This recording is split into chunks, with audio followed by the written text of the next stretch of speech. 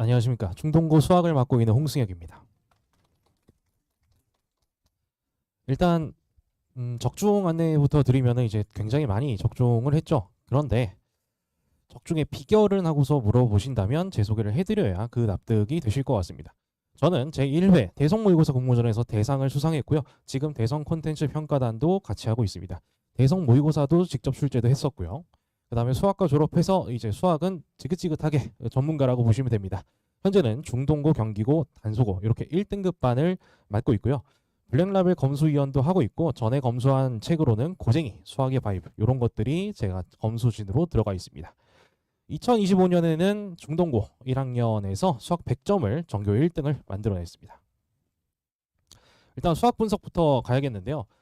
일단 요 분석을 하기 전에 범위가 달라졌다라는 거에 대해서 조금 초점을 맞추셔야 될 것 같아요. 작년까지의 수학 범위는 여러 가지 방정식까지가 들어갔었습니다. 하지만 이번에는 2차 함수까지만 들어가고 그러다 보니 겹치는 유형이 조금씩 있었는데도 불구하고 난이도가 상상상해요. 매우 높았고요. 이렇게까지 높은 난이도는 그 최근 10년 내에는 없었습니다. 네. 지금 보시면은 1번부터 5번까지는 이렇게 하죠. 원래라면 이제 6번까지도 하고 이제 7, 8번 중 이렇게 가야 되는데 8번부터 갑자기 중상 난이도가 나와버려요. 그리고 6번도 그렇게 익숙한 유형은 아니었을 겁니다. 이제 식이 완전히 바뀌어서 나오다 보니까 익숙하지 않아서 우리 아이들이 6번, 8번에서 당혹감이 이렇게 일으켜지면서 부담 증가로 이어지는 현상이 발생했을 거예요. 중상 난이도가 이렇게 많아져서 우리 아이들 점수에도 중상이 이렇게 입혀지게 되었습니다. 네. 웃어주셔서 감사해요. 네.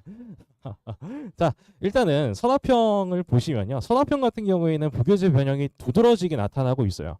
그런데 문제는 뭐냐면 그 변형이 계산량이 매우 많습니다. 그러다 보니 아이들이 알아도 못 풀게 되거나 서술형만 본점수 받아야지 하는 경우가 굉장히 많았을 거예요. 변형이 어떻게 됐길래 이렇게 말씀을 드리냐면 자, 왼쪽 같은 경우에는 올림포스 고난도죠. 이 문제가 있고 오른쪽 같은 경우에는 2024년에 중동고 기출입니다. 근데 이 둘을 한꺼번에 합쳐놨어요. 합쳐놨다고 보시면 되고요. 이러다 보니 계산량 증가하고 아이들이 계산 실수할 수 있는 여지가 너무나도 많았습니다. 그래서 부교재뿐만 아니라 예전 기출들에서 아이디어 좋은 것들은 다시 따와야 돼요. 다시 따와서 연습해보고 그런 것들까지 다 연습을 했을 때 서답형 3번을 맞출 수 있는 그런 자격이 부여가 됩니다. 그 다음에 서답형 5번입니다. 올림포스 고난도에서 이런 문제로 나와 있었고요. 그 다음에 실제로 출제된 거는 이제 서답형 5번으로 이렇게 출제가 되었습니다. 숫자 변형을 했다면 굉장히 쉬웠을 문제 중에 하나긴 한데 서술형이기도 하고 5번이기도 하고 아이들이 조금 1대 n이라는 미지수가 저기에 왜 속해 있지라는 것 때문에 조금 당황스러웠을 것 같아요. 그 다음에 요거 같은 경우에도 올림포스 고난도였는데 서답형 6번으로 변형되기 전에 원본 문제입니다. 이거는 어찌 보면 출제되는 게 당연했어요. 올림포스 고난도에서 학교에서 풀어준 문제들 중에서 이것만큼 서답형 6번에 어울리는 문제는 없었습니다. 그래서 실제로는 이렇게 출제가 됐고요. 그래프 그린 연습만 했다면 사실 부분 점수를 꽤 많이 획득하고 그 다음에 다 맞출 수도 있었을 문제인데 어디에 위치해 있죠? 서답형 6번에 위치해 있습니다. 아이들이 그래서 시간에 쫓겨서 맨 마지막에야 봤을 가능성이 매우 높아요.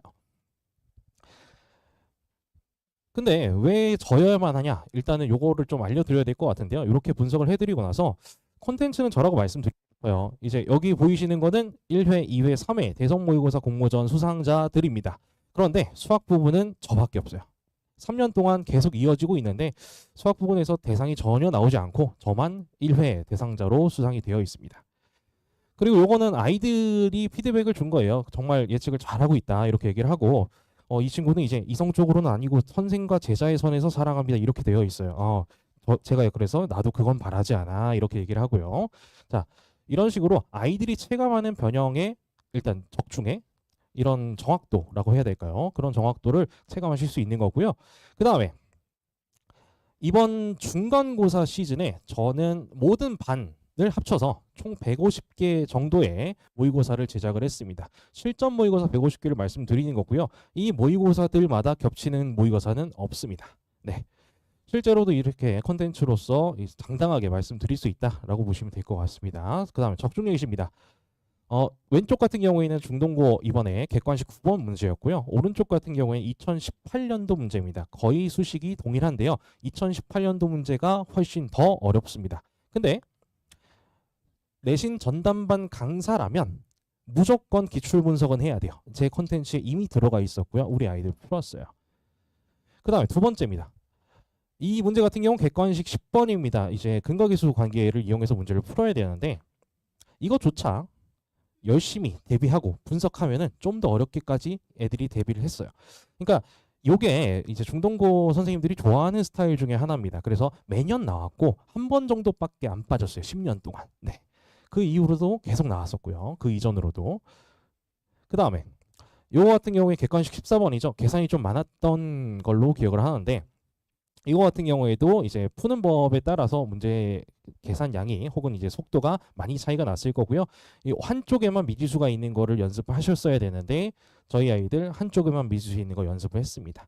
그래가지고 저쪽은 좀 더 계산이 복잡한데도 불구하고 우리 아이들이 좀 더 이 문제를 풀기가 수월했지 않았을까 이렇게 생각을 합니다. 그 다음에 서답형 5번이죠. 서답형 5번은 아까 뭐가 중요하다라고 말씀드렸죠. 숫자 변형을 열심히 했으면 맞췄을 거라고 말씀을 드렸어요. 그래서 숫자 변형 나올 수 있는 거 다 만들었고요. 그 다음에 다음 문제로 넘어가시면 이번에는 서답형 6번이죠. 서답형 6번 같은 경우에도 그래프 그리는 연습, 그 다음에 개형이나 상황, 그 다음에 플러스 쇼커까지 알려드리는 걸로 아이들이 대비를 했다면 훨씬 많이 풀었을 거예요. 그죠? 그래서 이거 같은 경우에도 제가 설명을 할 때 이렇게 변형돼서 나올 수 있어 하고서는 이제 꼭 실제 이 문제처럼 이 그래프를 그려주면서 한쪽에서만 접하게 그리지 않을까라는 걸로 아이들한테 설명을 드렸었고요.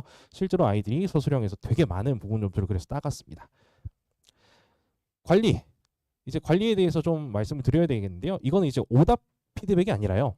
맞춤 문제도 이렇게 피드백을 다 드려요. 그래서 아이들이 보고 나서 내가 맞췄지만 찍어서 맞춘 것도 있고 풀 때 조금 찝찝했던 것도 있을 것 같아요. 그런 것들을 해소하기 위해서 이렇게 피드백을 좀 자세하게 드리고요. 그 다음에 개별 피드백까지도 따로 드리게 있습니다.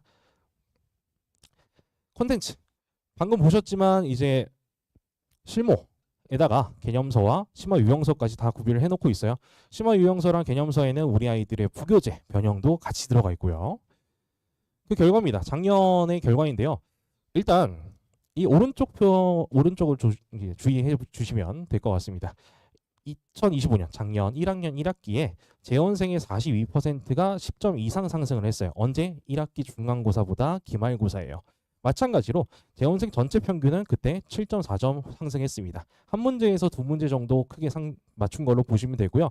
그거 한 문제, 두 문제 차이가 되게 크리티컬하다라는 거는 다들 아실 것 같아요. 이번에 등급컷 보시면 알겠지만 10점이라는 거는 무시 못할 점수고 등급을 바꿀 수 있는 점수입니다.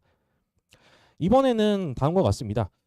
우리 아이들에게 인상적인 결과만 이제 가져와 봤는데 우리 아이들에게 작년 모의고사를 한 바퀴 돌리고 풀려봤어요. 그랬을 때 30점 나온 친구도 있고 뭐 20점 나온 친구도 있고 했는데 결국은 다 2등급 이내에 들었어요.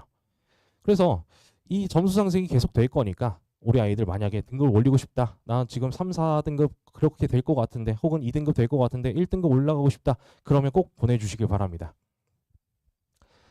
수업 안내는 다음과 같습니다. 여러 가지 방정식부터 시작을 하게 되고요. 그 다음에 부등식, 합과고의 법칙, 그 다음에 다시 심화 부분, 행렬까지 하고선 심화 부분을 다시 되돌아봅니다. 정규반 수업 같은 경우에는 목요일, 토요일 6시부터 10시 이렇게 되고요. 5월 7일 목요일 빠르게 개강해서 우리 아이들 조금 더 많이 가르쳐 보겠습니다. 그 다음에 타임어택반 같은 경우에도 이렇게 구성이 되어 있는데요. 타임어택반은 실전 모의고사이기 때문에 실전과 똑같이 그 다음에 부교재에서 어느 문제가 나올지를 정확하게 선생님들이 어떤 문제를 내고 싶어 하는지를 정확하게 맞출 수 있기 때문에 미리 만들어서 학교에서 아이들이 이 부교재 문제 어떤 거 풀기가 결정되기 전에 바로 이제 맞추는 적중시키는 그런 현상으로 실전 모의고사를 구비할 예정입니다.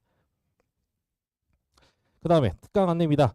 경우의 수 같은 경우 이거는 기말고사 때 특히나 주의하셔야 되는데요. 기말고사에 있는 단원이 뭐죠? 여러 가지 방정식. 그 다음에 경우의 수. 요 두 가지. 플러스 부등식, 행렬 이렇게 있긴 한데 제일 크리티컬하게 나오는 거는 여러 가지 방정식하고 경우의 수입니다. 이 두 가지를 제일 잘 내시고요. 작년 같은 경우 기말고사에서 전원이 모두 당황스러웠던 문제가 11번에 출제가 되었는데 그 11번 출제된 문제는 경우의 수랑 행렬을 합친 문제였어요. 그래서 그렇게 복합적으로 개념이 합쳐져서 나오는 문제들도 좀 대비를 하셔야 됩니다. 실제로 작년 기출을 풀어본 친구들은 알겠지만 기말고사 난이도가 그렇게 쉽지는 않았어요. 그리고 플러스 경우의 수 파트 같은 경우에는 계산 실수가 어마무시합니다. 하나라도 잘못 쓰면은 서답형이나 단답형에서 무조건적으로 틀리게 되고요. 그런 거를 방지하기 위해서 이런 특강 들어보시면 좋을 것 같고, 저도 정규반이랑 타임어택반에서도 마찬가지로 그런 부분에 초점을 맞춰서 아이들이 실수하지 않도록 기말고사 때 잘 봐서 등급 올릴 수 있도록 이렇게 구성하고 있습니다. 다음은 도형의 방정식인데요. 도형의 방정식은 이제 2학기 부분을 좀 대비하는 거죠. 1학기에서는 타임어택반이나 정규반으로 내가 커버를 하겠다. 그 다음에 2학기 걸 먼저 접해보고 싶다라고 하면은 이 도형의 방정식 파트를 들어보시는 걸 추천드리고요. 그 다음에 난 대수하겠다. 대수에서 제일 어려운 부분 이렇게 해보겠다라고 하시면 대수에서 수열 부분도 기본 실력반을 깔고 있으니까요. 잘 참고해 주시면 될 것 같습니다. 보시면 알겠지만 5월 1, 2, 3일, 5월 1, 2, 3일, 5월 1, 2, 3일입니다. 그렇죠? 네, 하루 종일 합니다. 하루 종일 하고요. 쉬는 날이 없습니다. 네. 심지어 이제 1학기 중간고사 기간에서 주 7일로 계속 일을 했고요. 토요일, 일요일 같은 경우에 아침 9시부터 저녁 10시까지 계속 수업을 달렸어요. 그렇게 해서 우리 아이들 실력이 더 나아질 수 있다면 무조건 하겠습니다. 더 할 수도 있어요. 아이들 그냥 잡아두고 그냥 클리닉 계속 하자. 우리 빨리 와서 좀 선생님이랑 대화 좀 해볼까? 이러면서 아이들 좀 빨리 불러서 부족한 부분들 채울 수 있게 잘 노력해 보겠습니다. 예정된 1등급을 위해 혹은 우리 아이의 등급 향상을 위해 저와 함께 가시면 좋을 것 같습니다. 감사합니다.